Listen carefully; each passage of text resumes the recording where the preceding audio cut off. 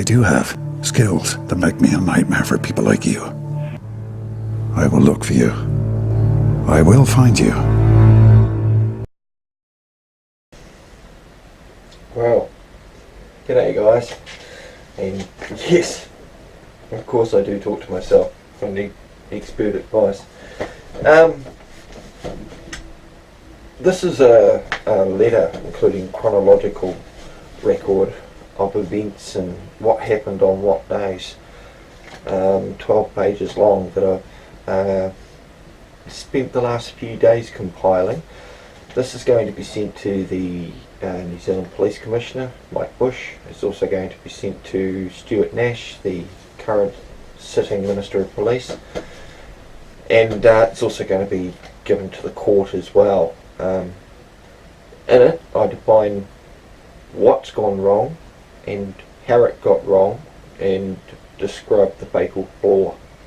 So I'm not allowed to disclose anything that's going on in the case to the general public according to some rule that I read somewhere, and I have read many rules, 80 hours worth of reading, about 1200 pages, 14 different acts that I've read.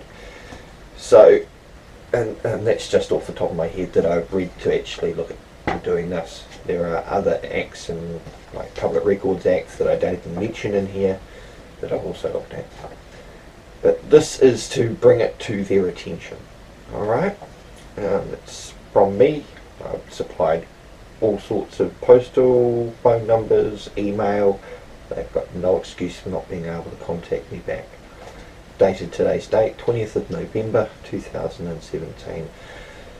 Since 4th May 2017, it was brought to our attention that New Zealand Police Infringement Bureau alleged that our vehicle registration plate number FAN 394 exceeded a temporary speed zone on the northwestern motorway on Saturday the 22nd of April 2017 at 12:15 p.m. Naturally, we are presumed innocent. From the 6,044 vehicles that passed over the 210 minutes or 3.5 hours that day, the operator had detected and logged 762 alleged infringement offences on the deployment registrar applicable to the unmarked Hyundai registration plate number EUR591. This equates to 29 vehicles per minute, of which 3.6 cars per minute were allegedly speeding, at a minimum ticket of $30, which may range from $30 to $630 per ticket that day. That is $108.85 per minute, or $22,860 for the 3.5 hours parked there. All for appropriations and collection of Crown revenue for the Government Consolidation Fund.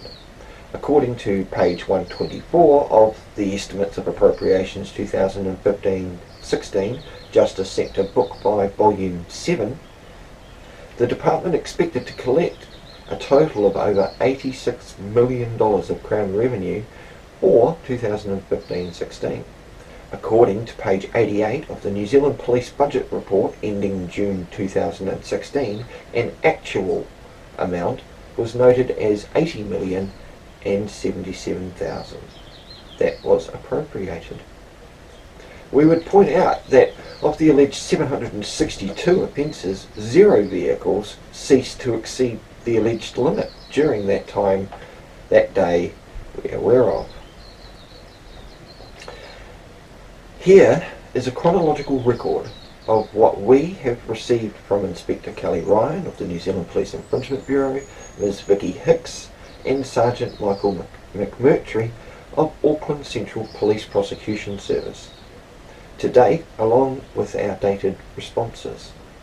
22nd of April 2017, 12:15, alleged offence detected by EUR591.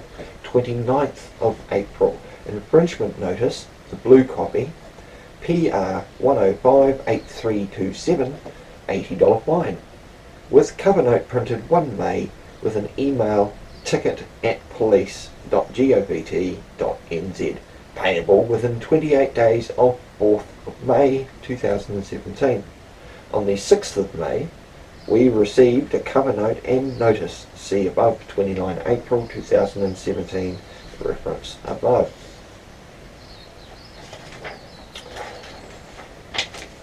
On the 8th of May, we respond via PDF attachment to ticket@police.gov.nz requesting a court hearing should New Zealand Police fail to supply evidence of authority, jurisdiction and claim, as to be fully informed to the nature and cause of action.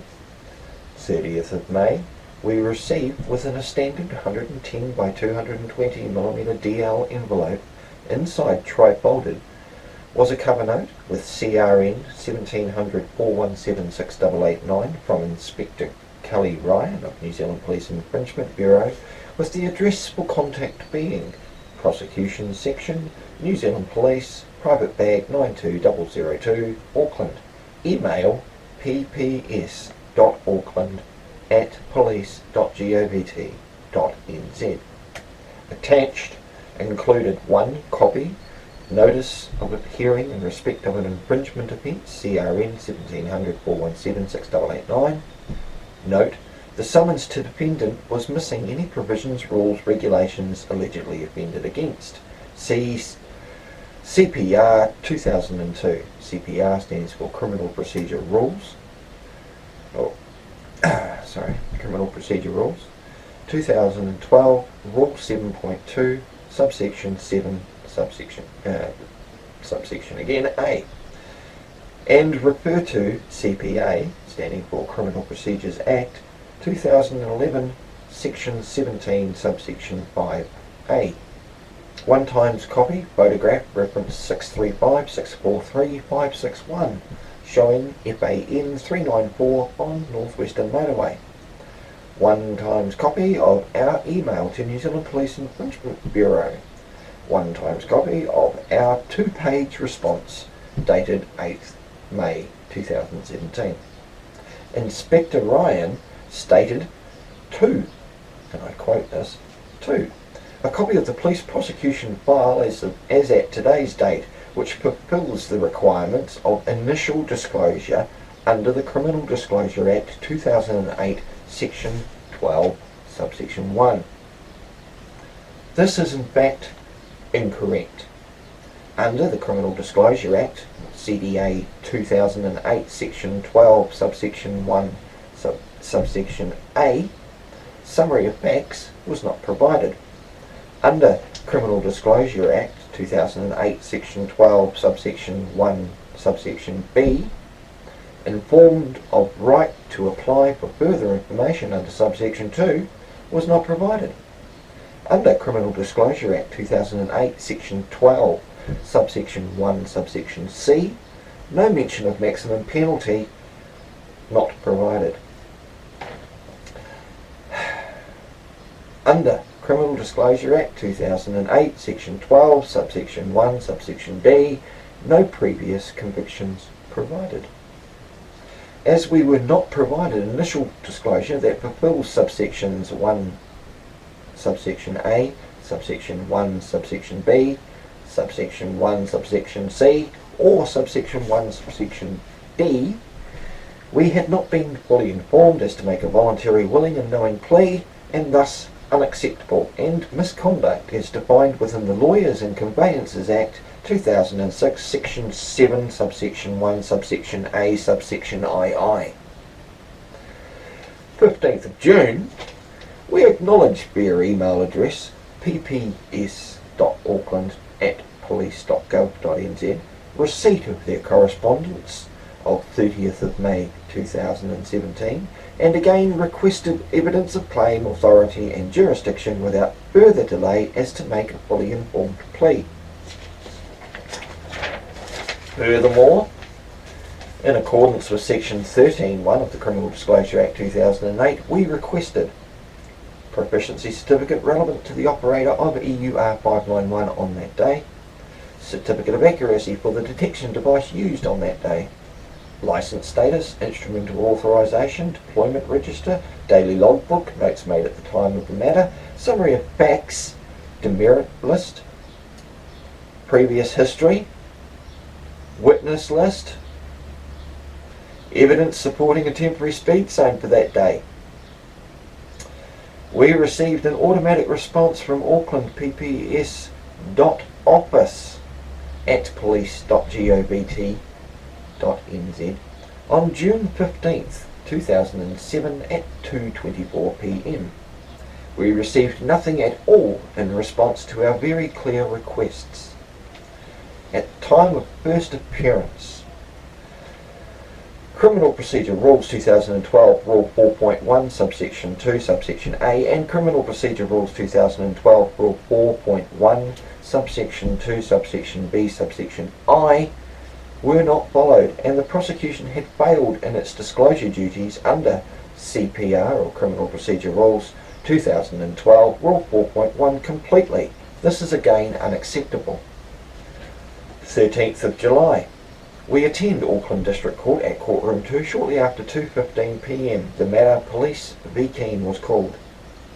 Note, prior to attending we had given multiple notification to Auckland District Court of our wish to exercise rights expressed and affirmed within the New Zealand Bill of Rights Act 1990 Section 14, which is also verbatim to District Court Access to Court Documents Rules 2017 Rule 12, which is now in force since the 1st of September, don't you know? Note, prior to being heard, the Auckland District Registry sought direction from the presiding judicial officer, His Honour, Judge Tim Black, to have my cameras taken. This was done by being surrounded by 4 security officers while we were threatened and coerced to comply or not be heard. They failed to get all of our cameras, however, and we have the entire interaction recorded both visually and audibly. Note, the court transcript for that matter can be supplied by us if you wish, or you can obtain one yourself alternatively. Note, we were denied points of clarification as to make a fully informed plea, and while holding up an unsigned plea of guilty, willing to sign provided we could be fully informed, Judge Black acted against our wishes, intent and direction and proceeded to enter a deemed not guilty plea. He proceeded to then threaten us with contempt and detainment, and then set a JAT, Judge Alone, trial for November 7th, 2017. A JCC complaint, Judicial Conduct Commissioner complaint, has been filed against Judge T.M. Black on the 14th of July 2017. It's just the day after. No result back on that one yet. Not a bean. Note, at no time were we approached by Ms. Vicky Hicks representing the prosecution, nor were we handed any documents. Initial disclosure must be handed to the defendant at the latest by the preliminary hearing, should you be unaware of this fact. 23rd of July 2017. We repeated our requests of 15th June, see above. Another automatic acknowledgement was received from Prosecution Services 23rd of July 2007 at 10:29 p.m. I get the automatic reply because that's when I sent it. I sent it at 10:30 at night. It's an instant response. It's an automatic response, and it's really good to prove that you've given them the documents. 3 October. We then requested for the 4th time for information, Criminal Disclosure Act 2008, Section 12, subsection 1, C8 May, 15 June, 23rd of July. However, as we had discovered the automatic acknowledgement was being sent from auckland.pps.office@police.govt and not pps.auckland@police.govt.nz, as specified in the cover note from Inspector Kelly Ryan of New Zealand Police Infringement Bureau dated 30th of May 2017, we chose to send the requests this time to both email addresses. Another automatic response from auckland.pps.office@police.govt.nz at 11:54 a.m. was received. On the now we're up to the 6th of October. We finally receive a response from Ms. Vicky Hicks stating, quote, all disclosure is forwarded from either our Criminal Justice Support Unit or directly from the officer in charge of the case. I will forward your request to the officer in charge who can attend to this. Note, we respond to Ms. Vicky Hicks on the 6th of October 2017 to auckland.pps.office@police.govt.nz only and received no automatic response. 11 October. We received via post an A4 sized envelope without any identifiers of any sender. Inside were the following: 1 times brief of evidence, unsigned, see Criminal Procedure Rules 2012 Rule 2.2, by an unsworn police employee, Keith Stubley, whom we presumed to be the witness. Note, this undated brief has no mention of the defendant or FAN 394 anywhere within it. No cover note or mention of Criminal Disclosure Act 2008 Section 13(1). And this brief is also what was supplied to us on the 11th. Oh yes. 1 times copy of Certificate of Competency for QID KSDF 21 Keith Stubley. 1 times copy of Certificate of Accuracy for Redflex radar equipment. 1 copy on my deployment register, because he's put on my and not of my deployment register, on Saturday the 22nd of April 2017 for QID KSEM 71. Note, the QIDs do not match. Note, also supplied but not mentioned in brief was the instrument of authorization. Note, under Criminal Disclosure Act, Section 13(1, given a plea of deemed not guilty was forced upon us, this is not a reasonably practical time frame, as even though our repeated requests for 4 months, Criminal Procedure Rules 2012 Rule 2.10 subsection 2 does not apply, due to any implied presumption being expressed to the contrary numerous times. That little rule there says that if you don't object or respond back to them asking for more information, it's considered served. It's considered you're all okay with it. In other words, your silence is acquiescence to them. I already know that trick. Again, Criminal Disclosure Act 2008 Section 12 subsection 1 must be supplied within 15 days of summons, and Criminal Disclosure Act 2008 Section 13 subsection 1 must have been no later than by hand at first appearance 3 months earlier. Other rules, disclosure and procedures not complied with are: 1.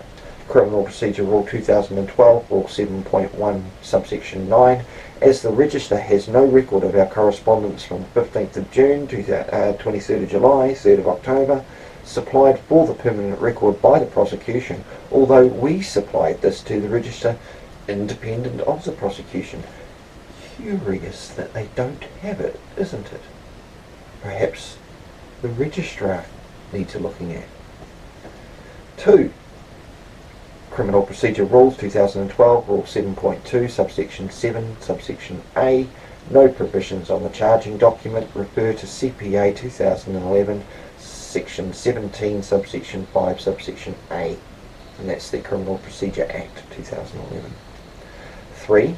The Criminal Disclosure Act 2008 section 13 subsection 1, full disclosure failed to be provided within a reasonable time frame. 4.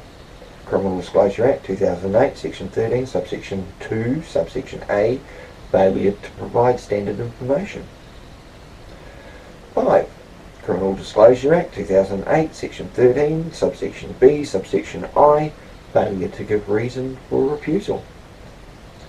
6. Criminal Disclosure Act 2008 Section 13 subsection 3 subsection E, failure to provide list of exhibits. 7. Criminal Disclosure Act 2008 Section 12 subsection 1 subsection A, failure to be fairly informed. 8.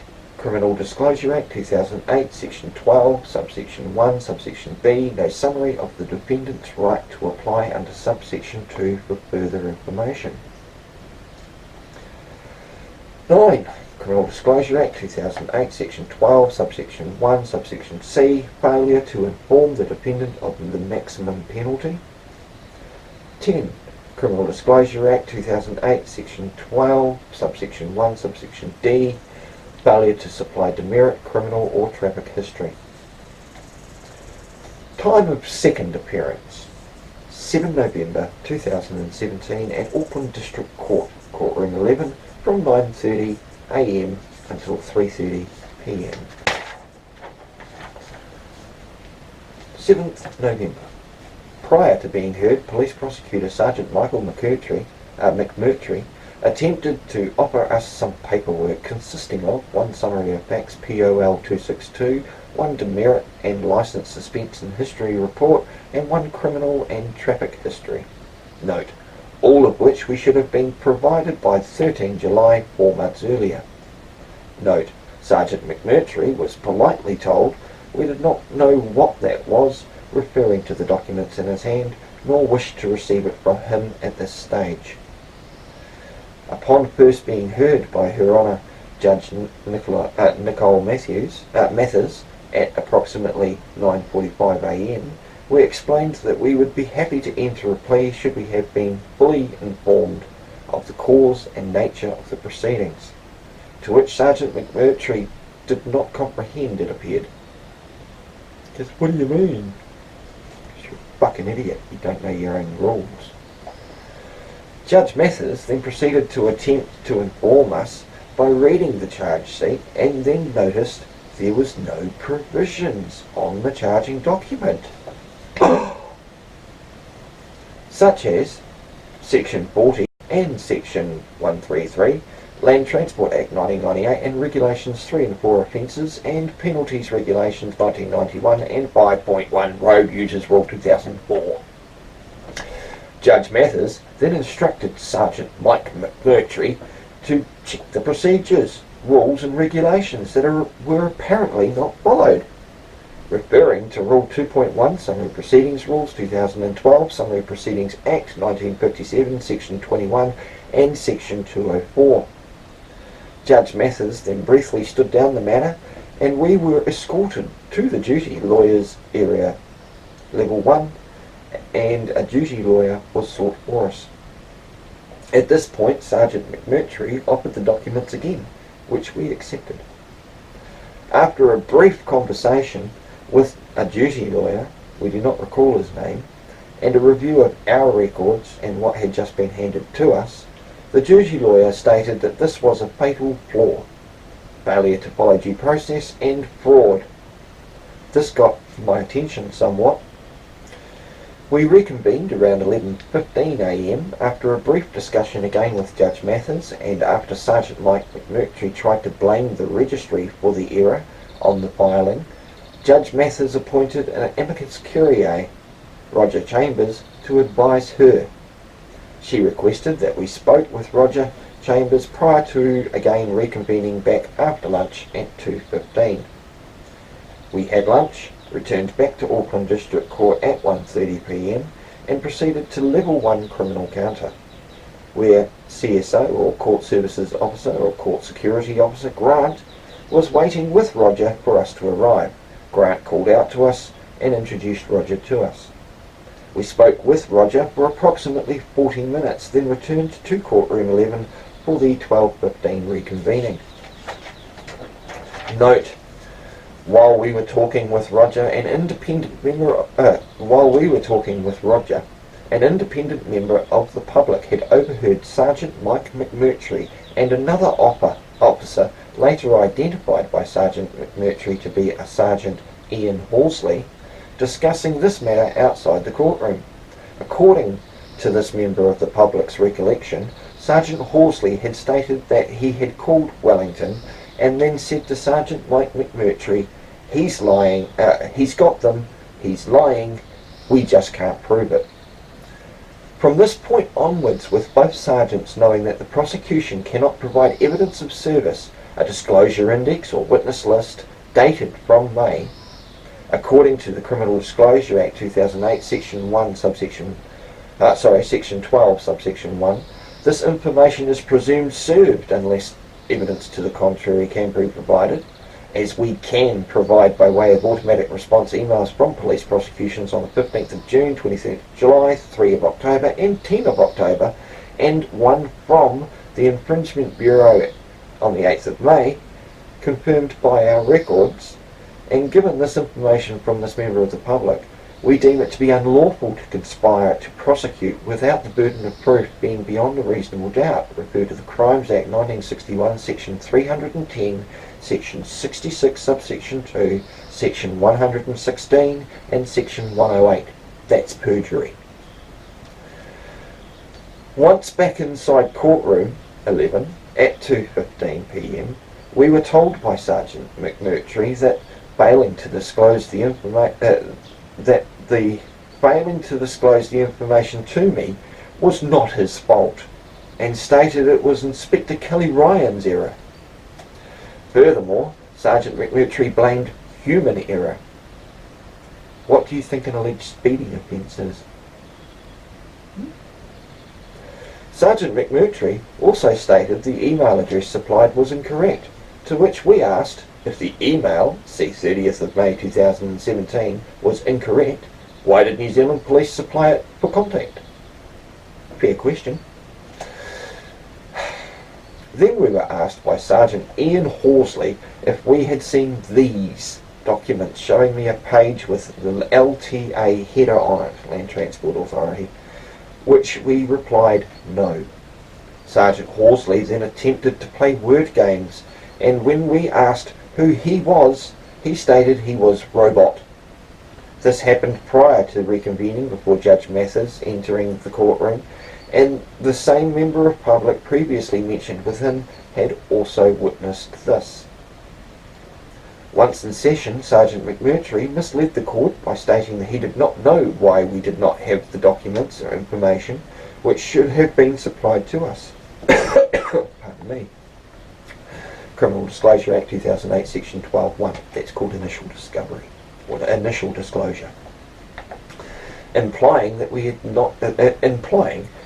had been served properly, knowing full well that the prosecution could not provide evidence of this service happening. We objected and then supplied to the court 4 letters we had sent to New Zealand Police Infringement Bureau and Police Prosecution Service, showing our 4 separate requests over 5 months to be fully informed and requesting itemised documents. See 8 May, 15 June, 23 July, 30 of October. As we did not have the automatic responses with us at that stage, at that time, we informed the court we could happily provide them for permanent court record. Note, the registry should already have them, as we'd already supplied them some, if not all of these, to Rita Lopez on Auckland District Court.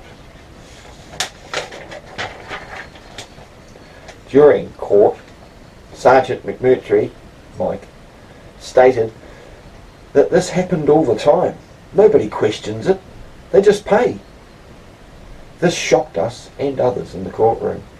Judge Mathers then stood down the matter until 9 February 2018. Judge Mathers also made a Criminal Disclosure Act 2008 Section 30 fucking order to Sergeant McMurtry to produce documents that we had still not been provided within 7 days from the 7th of November. He didn't like them apples. After the hearing, we were approached by the member of the public who had clearly heard the sergeant's conversations previously mentioned within, with regards to impugning our good name and stating they just can't prove it. Note, this disgusted us at the time and still does presently. We requested and acquired the member of the public's contact information that had witnessed the prosecution's conversation and thanked her for bringing this to our attention. She has indicated to us that she will reattend also on the 9th of February next year. Note, the amicus curiae, Roger Chambers, stated it looks like Judge Mathers will dismiss this matter, as we can clearly articulate and show the many failures due to process of law, procedures, rules, regulations and disclosure committed by the New Zealand Police Prosecution Service to date. 13 November 2017. We receive an email from michael.mcmurtry@police.govt.nz at 7:08 in the morning. He states to please find attached disclosed past tense documents as discussed and requested at the JAT Judge Alone trial on the 7th of November 2017 before Her Honour Judge Mathers. Note, during the 7th of November 2017 we had requested copies of the disclosure index and witness list which had still not been provided at this stage. Or at that stage. Sergeant McMurtry continues to state, this disclosure consists of list of witnesses and exhibits, demerit points history, criminal and traffic history, certificate of proficiency for camera operator Keith Stubley. Note, his name is Keith as in Kai-Eith, K-I-E, not Keith as in K-E-I. Notice of hearing, brief of evidence for camera operator Keith Stubley, an indication of what he will say in evidence, that he was there that day. What does that have to do with me? Or my car for that matter? Huh? I could write you a note telling you I was on the moon. What the shit? Note, no mention of FAN or the defendant within this brief of evidence whatsoever. Certificate of accuracy for the camera, instrument of authorization for the camera, deployment register relevant for the day of the alleged offence.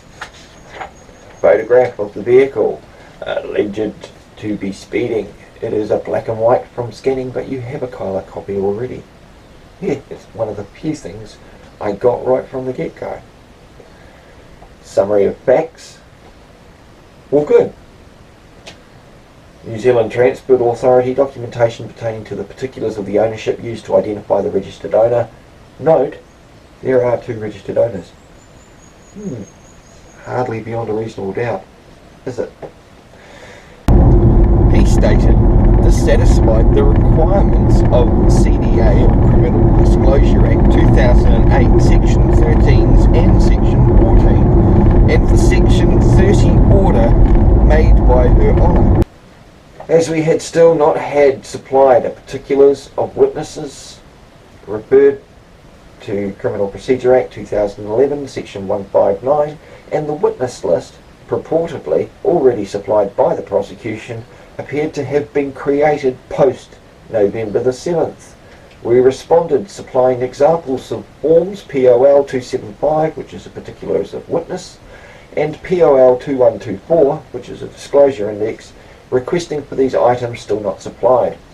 In reply, Sergeant McMurtry confirmed he had created the witness list supplied on the 13th of November 2017 by using MS Word. See Crimes Act 1961, Section 113. Fabricating evidence. Furthermore, he stated that he is not required to use pre-formatted forms and that we should not have an example of POL 275. Really? Note, we had been supplied this document 2 years earlier by NFW 030, Senior Constable Neil Winterbottom of Warkworth. My old mate Neil.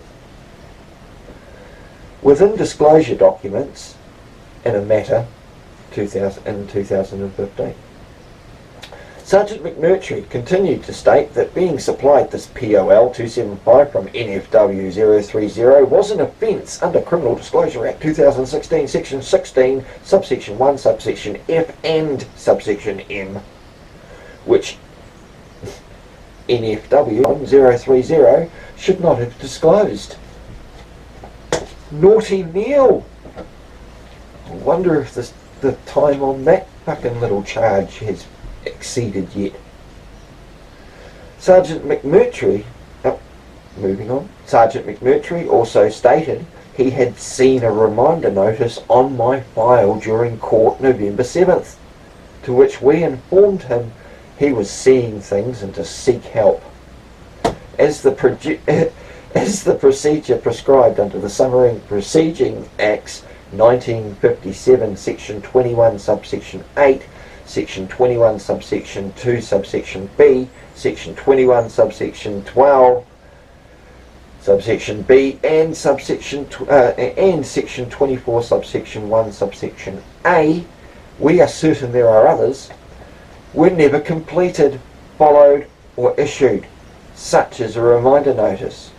For him to see something that has never existed, filed or certified by a registry, would suggest doing so, yes? Get help, buddy. Don't look now, there's a unicorn behind you. After pointing this out to Sergeant McMurtry, he then rephrased his claim to what he believed to be a reminder. As the procedures failed, his belief was of no consequence. As we have to date, since 7th of November, spent over 80 hours researching, preparing documents and forensically examining each document supplied by the prosecution, the procedures with respect to infringement offences appear to have a fatal flaw. The fatal flaw. As we initially requested a court hearing on only 9 days after the issuance of the alleged speeding ticket, the blue copy, refer to the Summary Proceedings Act 1957, Section 21, Subsection 2A, the reminder notice is never issued under Section 21, Subsection 2, Subsection B, as it is less than 28 days.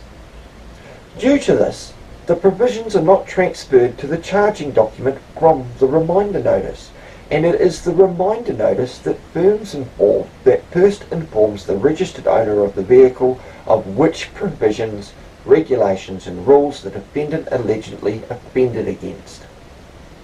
There appears to be 3 possible chances a defendant can be informed of these provisions. They are, firstly, the reminder notice, pink copy. Secondly, on the charging document. Thirdly, and they get it from the reminder notice, so if it's not on the first one, it's not going to be on the second.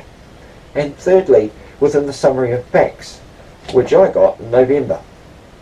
Some 7 months, we'll say 6 to be generous, some 6 months since the thing was filed.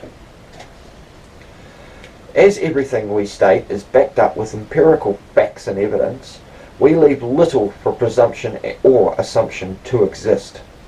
Instead of New Zealand Police Prosecution Services, namely Sergeant Michael McMurtry, chose to accept no responsibility for prosecutorial misconduct that has been self-evident, Sergeant McMurtry and Sergeant Horsley chose to conspire to unlawfully continue to prosecute us without evidence to satisfy the criminal standard of beyond a reasonable doubt, or without supplying the defendant information that we are entitled to. The fact that Sergeant McMurtry fabricated a witness list which should have already existed on the permanent court record implies an attempt to mislead the court and perverts the course of justice. This equates to a miscarriage of justice and fabrication of evidence. Note, Sergeant McMurtry has stated it is not evidence, yet it is listed as an exhibit.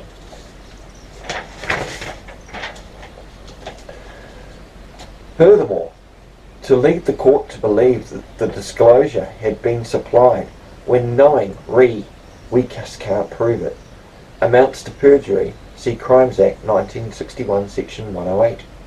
In summary, as of today, 20 November, we are preparing documents and motions for the court on 9 February 2018. And should it not be dismissed, we shall happily defend ourselves against this allegation, as we have many questions for all involved. We have sought further legal information and legal advice, and are awaiting referrals to specialists dealing with all that is described above, such as conspiring, Crimes Act 1961 Section 116 and Section 310, perjury, Crimes Act 1961 Section 108, fabricating evidence, Crimes Act 1961 Section 113, miscarriage of justice, misleading the court, many procedural breaches, prosecutorial misconduct, Lawyers and Conveyances Act 2007, Section 7, subsection 1, subsection A, subsection I, and Section 7, subsection 1, subsection A, subsection II. We will be furthermore filing motions to dismiss, see above failures in summary, and submissions of evidence pursuant to CICCA 1967 Section 12, that is, Costs in Criminal Cases Act 1967 Section 12, to seek costs under the Costs in Criminal Cases Act 1967 Section 5 and Costs in Criminal Cases Amendment Regulations 2013. Legislation, rules, procedures, etc. referred to within this correspondence are Summary Proceedings Act 1957, Summary Proceeding Rules 2012, Criminal Procedure Act 2011, Criminal Procedure Rules 2012, Criminal Disclosure Act 2008, Lawyers and Conveyances Act 2006, District Court Access to Court Documents Rules 2017, Land Transport Act 1998, Offences and Penalties Regulations 1999, Road User Rule 2004, Crimes Act 1961, Costs in Criminal Cases Act 1967, Costs in Criminal Cases Amendment Act 1990, New Zealand Bill of Rights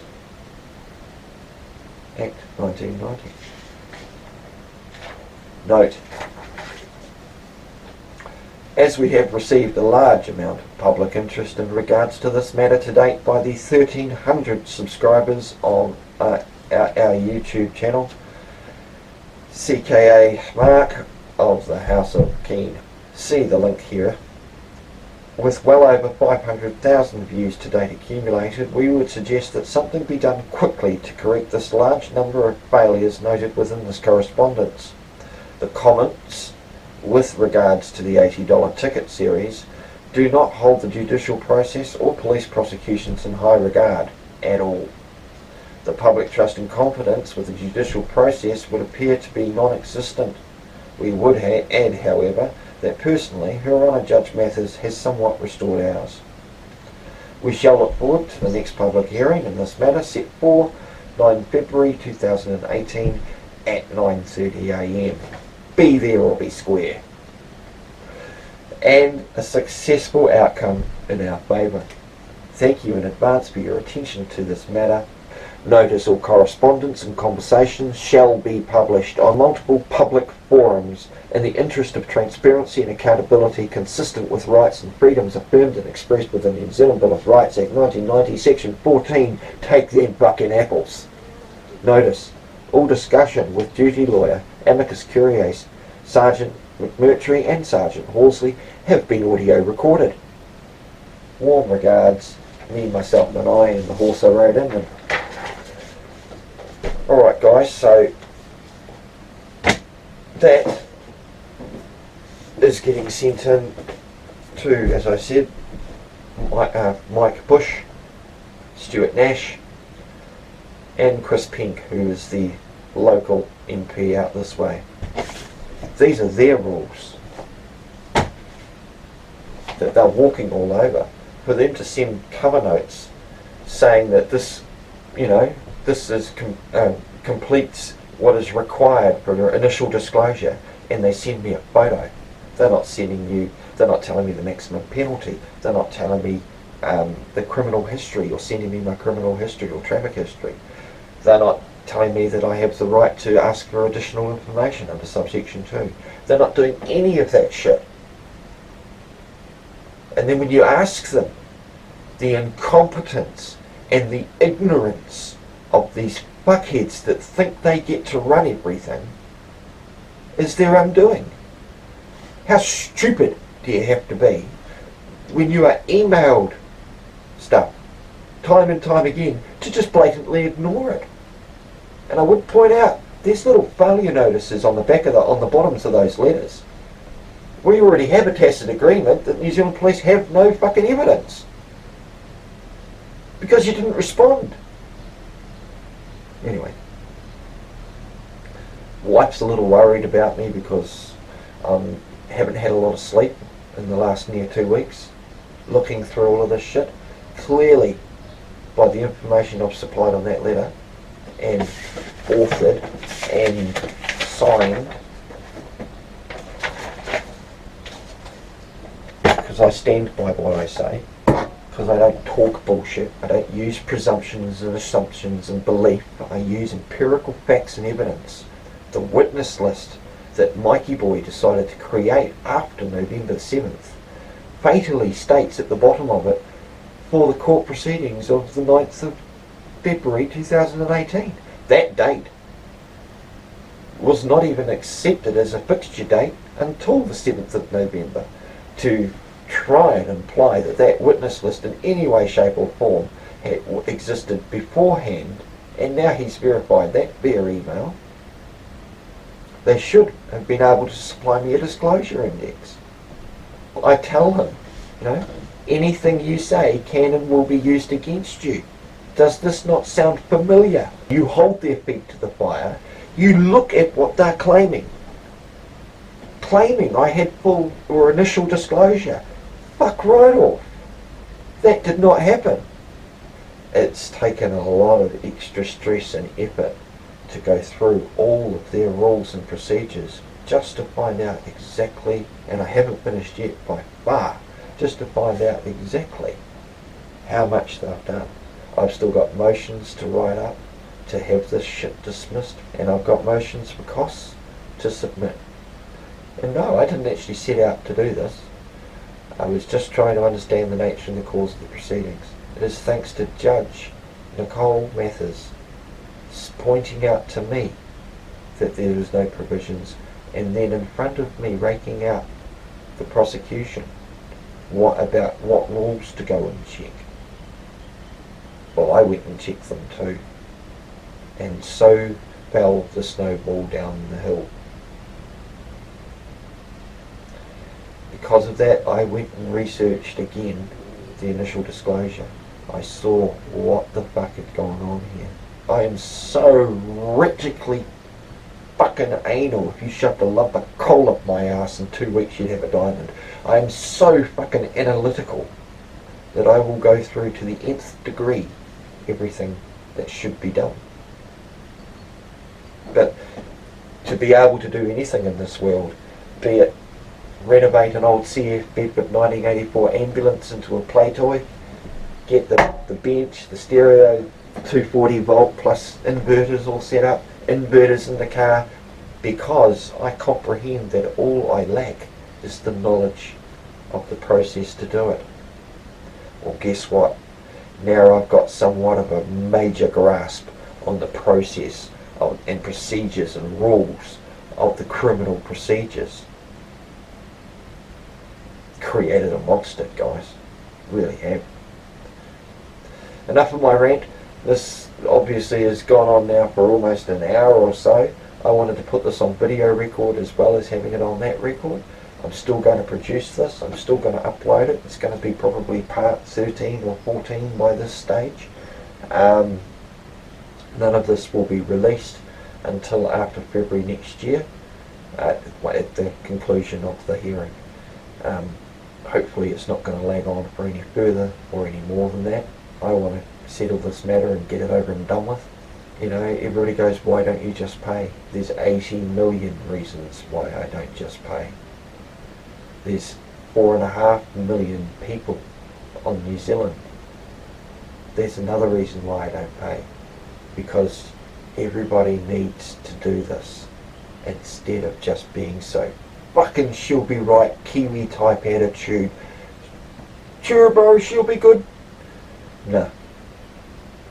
Everybody wants to complain about the system.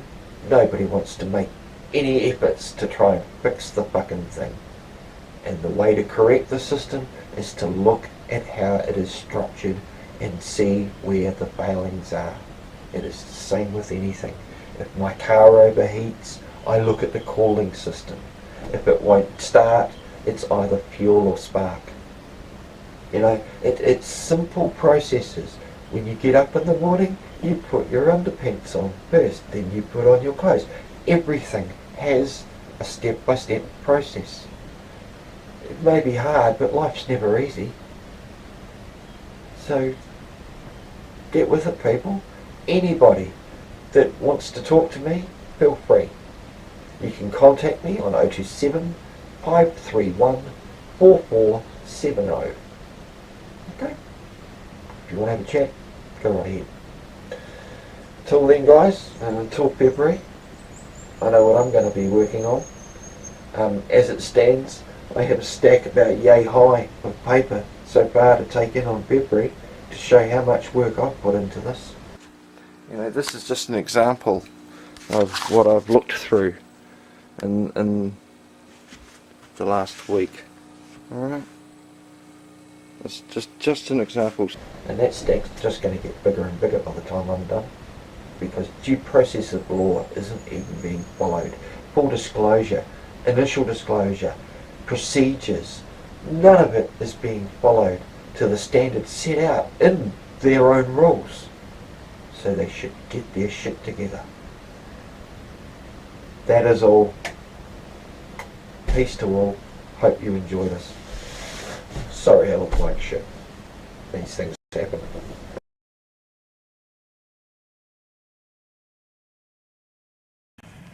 I don't know who you are. Good luck.